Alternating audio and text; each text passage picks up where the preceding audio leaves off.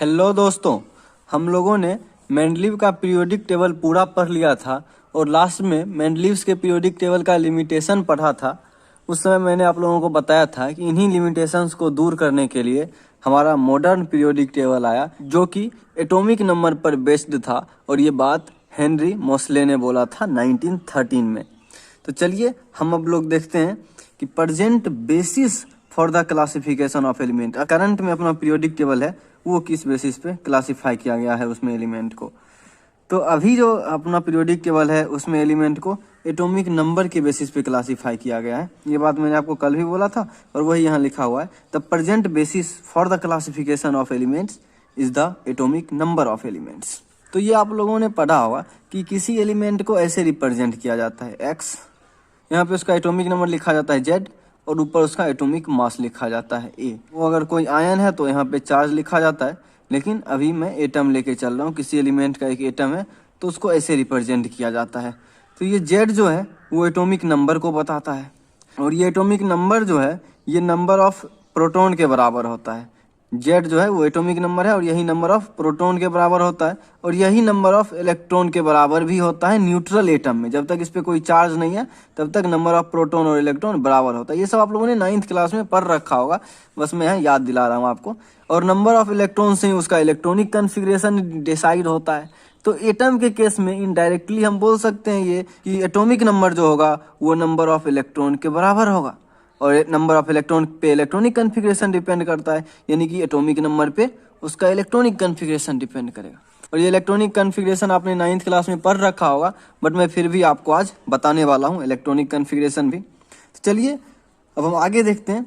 We can say that कि present basis for the classification of element is there electronic configuration, क्योंकि atomic number है present basis. Atomic number जो है वो number of electron के बराबर है और इलेक्ट्रॉन पे डिपेंड करता है इलेक्ट्रॉनिक कन्फिग्रेशन। और हम लोग अभी आगे देखेंगे कि इलेक्ट्रॉनिक कन्फिग्रेशन रिपीट होने के कारण ही उनका प्रॉपर्टी रिपीट हो रहा है। सिमिलर प्रॉपर्टी उनके वैलेंस शेल में इक्वल इलेक्ट्रॉन होने के कारण हो रहा है। ये सब मैं अभी आगे एक्सप्लेन करूंगा। तो आप इतना बस यहाँ समझ लीजिए कि प्रेजेंट हमारा जो पीरियोडिक टेबल है उसका बेसिस एटॉमिक नंबर था और इनडायरेक्टली हम लोग कहें कि उसका बेसिस इलेक्ट्रॉनिक कन्फिग्रेशन था। और ये बात हेनरी मोसले ने 1913 में बोला था कि atomic number of element is better basis for the classification of element, better in comparison to atomic mass. Atomic mass से बेटर बेसिस जो है वो हमारा एटॉमिक नंबर है। अब मैंने पिछले वीडियो में भी आप लोगों को बताया था कि जैसे ही हम लोगों ने मास के बदले एटॉमिक नंबर को बेसिस बनाया वैसे ही मेंडलीव का लिमिटेशन खत्म हो गया। यहाँ पे देखिए मेंडलीव जो है वो आइसोटोप को एक ही पोजीशन पे क्यों रख रहे हैं ये एक्सप्लेन नहीं कर पा रहे थे। जैसे हाइड्रोजन का 3 आइसोटोप था, प्रोटियम, ड्यूटेरियम और ट्राइटियम, जिसमें तीनों का एटॉमिक नंबर तो 1 ही है, लेकिन मास नंबर प्रोटियम का 1 होता है, ड्यूटेरियम का 2 और ट्राइटियम का 3। तो मास के आधार पे अगर अरेंज करें तो तीनों का अलग अलग पोजीशन होना चाहिए, लेकिन एटॉमिक नंबर के आधार पे तो तीनों एक ही पोजीशन पे आएंगे और तीनों थे भी एक ही पोजीशन में, हाइड्रोजन के पोजीशन में। लेकिन मेंडलीव एक्सप्लेन नहीं कर पाए कि ये तीनों एक ही पोजीशन पे क्यों हैं। और यहाँ पे जैसे ही एटॉमिक नंबर को बेस बनाया गया, चूंकि इनका एटॉमिक नंबर तीनों का सेम है इसीलिए तीनों सेम पोजीशन पे होंगे, ये आसानी से एक्सप्लेन हो गया। तो वही लिखा हुआ है कि since all the isotope of an element have same atomic number, उनका मास नंबर तो डिफरेंट होता है लेकिन एटॉमिक नंबर सेम होता है, इसीलिए उनको एक ही पोजीशन पे सेम ग्रुप सेम पीरियड में रखेंगे हम लोग। इसी तरह से क्लोरीन का भी 2 आइसोटोप होता है, एक 35 एक 37, लेकिन एटॉमिक नंबर तो दोनों केस में 17 ही होता है, इसलिए ये दोनों भी सेम पोजीशन पे आएंगे। ये एक्सप्लेन हो गया। तो इस तरह से पहला जो लिमिटेशन था मेंडलीव्स के पीरियोडिक टेबल का कि वो आइसोटोप के पोजीशन को एक्सप्लेन नहीं कर पाए कि एक साथ क्यों रख रहे हैं, वो यहाँ पे एक्सप्लेन हो गया। अब अगला लिमिटेशंस को भी इन्होंने एक्सप्लेन किया, चलिए हम लोग वो देखते हैं। मेंडलीव ने पीरियोडिक टेबल में एलिमेंट को increasing order of atomic mass में रखा था, लेकिन उन्होंने कोबाल्ट को पहले रखा था, निकेल को बाद में, जबकि कोबाल्ट का एटॉमिक मास जो है वो निकेल से थोड़ा ज्यादा है। और ऐसा उन्होंने इसलिए रखा था क्योंकि कोबाल्ट का प्रॉपर्टी रोडियम के साथ मैच हो रहा था, ये हमने पिछले वीडियो में पढ़ा था। लेकिन अगर इनको एटॉमिक नंबर के बेसिस पे रखा जाए तो कोबाल्ट का एटॉमिक नंबर होता है 27, निकेल का होता है 28। तो एटॉमिक नंबर के आधार पे अरेंज करते ही इनका भी पोजीशन जस्टिफाई हो गया कि कोबाल्ट पहले क्यों है, निकेल बाद में क्यों है। तो इस तरह से दूसरा लिमिटेशन जो था मेंडलीव का वो भी एक्सप्लेन हो गया। इसको एक बार पढ़ लेते हैं हम लोग। Cobalt with lower atomic number 27 should come first and nickel with higher atomic number 28 should come later even if their atomic mass are in wrong order. Atomic mass के आधार पे तो ये ऑर्डर गलत है, क्योंकि कोबाल्ट का मास ज्यादा होता है, लेकिन एटॉमिक नंबर के आधार पे इनका पोजीशन जस्टिफाई हो जाता है। तो होपफुली यहाँ तक जितना पढ़ा हम लोगों ने वहां तक आपको समझ आया होगा। सबसे पहले हम लोगों ने देखा कि मॉडर्न पीरियोडिक टेबल का बेसिस क्या था। तो यहाँ बेसिस था एटॉमिक नंबर या फिर कहें इलेक्ट्रॉनिक कॉन्फ़िगरेशन। उसके बाद हम लोगों ने देखा कि जैसे ही हम लोगों ने एटॉमिक नंबर को बेसिस बनाया, वैसे ही लिमिटेशन जो था मेंडलीव का वो खत्म हो गया। और एक लिमिटेशन और था कि वो हाइड्रोजन का पोजिशन जस्टिफाई नहीं कर पाए थे मेंडलीव, वो हम लोग आगे देखेंगे। यहाँ तक आपको समझ में आ गया होगा। अब हम लोग मॉडर्न पीरियोडिक लॉ पढ़ते हैं। तो मॉडर्न लॉ में कुछ खास नया बात है नहीं, वही बात जो मेंडलीव ने बोला था उसी में एटॉमिक मास की जगह बस एटॉमिक नंबर कर दिया गया है। The properties of elements are periodic function of their atomic number. Mendeleev वाले में एटॉमिक मास था, यहाँ बस उसे एटॉमिक नंबर कर दिया गया है। इसका मतलब ये हुआ कि अगर एलिमेंट को अरेंज किया जाए टेबुलर फॉर्म में increasing order of their atomic number, atomic mass नहीं एटॉमिक नंबर, तो क्या होगा कि एलिमेंट जिनका सिमिलर प्रॉपर्टी है वो रेगुलर इंटरवल के बाद रिपीट होंगे।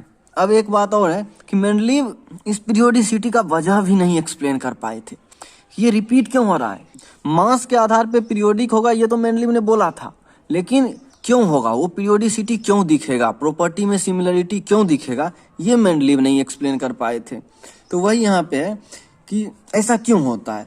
तो जब हम लोग एलिमेंट को अरेंज करते हैं ना increasing order of atomic number में, तो पीरियोडिसिटी देखने को मिलता है हम लोगों को इलेक्ट्रॉनिक कॉन्फ़िगरेशन के वजह से, क्योंकि उनका इलेक्ट्रॉनिक कॉन्फ़िगरेशन सिमिलर सा होने लगता है। उनका वैलेंस सेल यानी कि आउटर मोस्ट सेल में जो इलेक्ट्रॉन होते हैं ना वो इक्वल होने लगते हैं, इसीलिए उनका केमिकल प्रॉपर्टी सिमिलर होने लगता है। इसको मैं अभी इलेक्ट्रॉनिक कॉन्फ़िगरेशन करके दिखाता हूं मैं, तब आपको समझ आएगा। तो सबसे पहले समझिए कि इलेक्ट्रॉनिक कॉन्फ़िगरेशन क्या है। इलेक्ट्रॉनिक कॉन्फ़िगरेशन कुछ नहीं, बस इलेक्ट्रॉनिक कॉन्फ़िगरेशन जो है ये बताता है कि एटम के अंदर इलेक्ट्रॉन का अरेंजमेंट कैसा होगा। तो आपने एटॉमिक स्ट्रक्चर चैप्टर में ये पढ़ रखा होगा कि किसी भी एटम के सेंटर में न्यूक्लियस होता है, जैसे ये यहाँ पे न्यूक्लियस है, और उसके बाहर जो है वो सेल होता है, इसको सेल बोलते हैं। ये जो सर्कुलर ऑर्बिट आपको दिख रहा है इसको सेल बोलते हैं, और इन सेल्स में इलेक्ट्रॉन रहता है।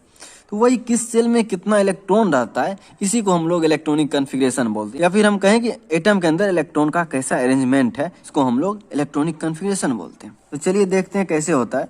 जैसे यहाँ पे देखिए ये KLMN जो है वो डिफरेंट सेल का नाम है, और K जो है वो फर्स्ट सेल है तो उसको हम N=1 लिखते हैं। L सेकेंड सेल है तो इसको N=2 लिख दिया। ये थर्ड सेल है तो N=3 लिख दिया। फोर्थ सेल है तो N=4, और इन्हीं सेल्स में ये इलेक्ट्रॉन घूमता रहता है। अब क्या है कि एक सेल में आप मैक्सिमम 2n² के बराबर इलेक्ट्रॉन रख सकते हैं, और n के जगह आप सेल का नंबर रखिए। जैसे n=1 है तो 2 × 1 का स्क्वायर, फर्स्ट सेल में आप मैक्सिमम 2 इलेक्ट्रॉन रख सकते हैं। उसी तरह से सेकंड सेल में 2 × 2 का स्क्वायर 8 इलेक्ट्रॉन रख सकते हैं। थर्ड सेल में मैक्सिमम 2 × 3 का स्क्वायर आप 18 इलेक्ट्रॉन रख सकते हैं, और फोर्थ सेल में 2 × 4 का स्क्वायर आप 32 इलेक्ट्रॉन रख सकते हैं। उसी तरह से चलिए अब हम लोग इलेक्ट्रॉन भरना शुरू करते हैं। लेकिन इलेक्ट्रॉन भरने से पहले आपको एक बात बता दूं, ये KLMN जो है ये 20 तक ही वैलिड होता है, उसके बाद ये गलत होने लगता है। क्यों गलत होता है मैं ये बताता हूँ। यहाँ पे देखिए फर्स्ट सेल 2 इलेक्ट्रॉन लेता है, आप इसमें 2 इलेक्ट्रॉन भर सकते हैं। 2 से ज़्यादा हुआ तो आप L में भरना शुरू करेंगे। L में मैक्सिमम 8 तक आप जा सकते हैं। उससे ज़्यादा हुआ तो आप M में भरना शुरू करें। M मैक्सिमम 18 इलेक्ट्रॉन लेता है, ये बात सही है, लेकिन अभी के लिए आप क्या करेंगे, इसमें 8 इलेक्ट्रॉन देने के बाद अगला इलेक्ट्रॉन आप N में भरना शुरू कर देंगे अभी के लिए। ये आप जब 11th में जाएंगे, ये SPDF वाला जब इलेक्ट्रॉनिक कॉन्फ़िगरेशन एक्सप्लेन करेंगे तो आपको समझ आएगा कि यहाँ 8 ही भरने के बाद इधर की ओर हम लोग क्यों आ गए, इसमें ही 9वां इलेक्ट्रॉन क्यों नहीं भरे हम लोग। ये SPDF वाले में अच्छे से आपको समझ में आएगा। अभी के लिए बस आप ये ध्यान रखें, इसमें 2, 8 और 8 भरने के बाद इधर आ जाएंगे, और हम लोगों को 20 तक ही पढ़ना है, तो इसमें 2 इलेक्ट्रॉन रखते के साथ हमारा 20 पूरा हो जाएगा। 8 2 10, 8 2 10, 10 10 20। तो चलिए अब हम लोग इलेक्ट्रॉनिक कॉन्फ़िगरेशन करके देखते हैं, तब आपको अच्छे से समझ में आएगा। जैसे हाइड्रोजन है, तो हाइड्रोजन का एटॉमिक नंबर 1 है, तो इसमें इलेक्ट्रॉन भी एक ही होगा, तो वो K में रखा गया 1 इलेक्ट्रॉन। उसी तरह हीलियम का देखिए एटॉमिक नंबर 2, तो इलेक्ट्रॉन भी 2 ही होगा, तो वो दोनों इलेक्ट्रॉन K में आ गया।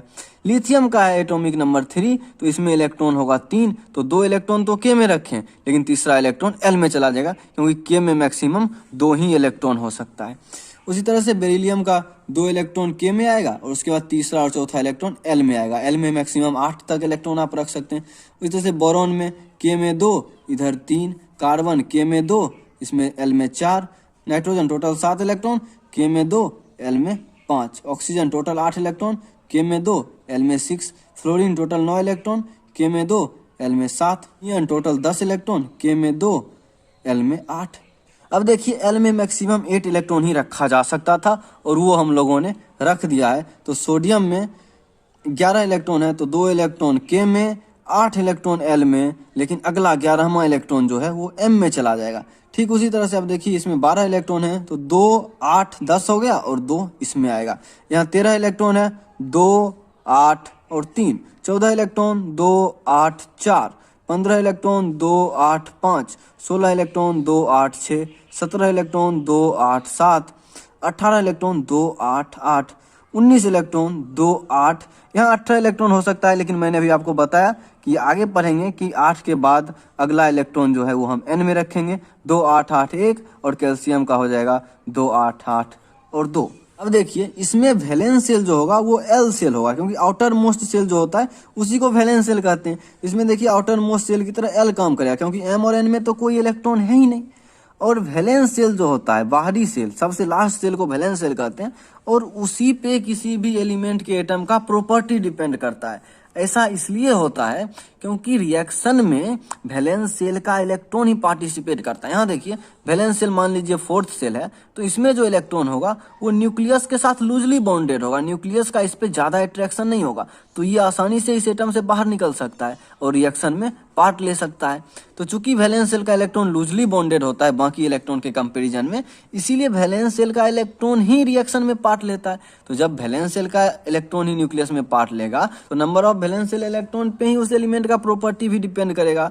तो जिसका इसका वैलेंस सेल इलेक्ट्रॉन इक्वल हुआ उनका केमिकल प्रॉपर्टी सेम हो गया। अब ये देखिए वैलेंस सेल इलेक्ट्रॉन रिपीट हो रहा है। लिथियम के केस में भी वैलेंस सेल इलेक्ट्रॉन 1 है और सोडियम के केस में भी number of valence shell electron 1 है, और यहाँ पे पोटेशियम के केस में भी number of valence shell electron 1 है। तो ये तीनों सेम ग्रुप में होते हैं, आपको पता भी होगा, लिथियम, सोडियम और पोटेशियम। ये डोब्रेनर ट्रेड से ही पढ़ते आ रहे हैं हम लोग।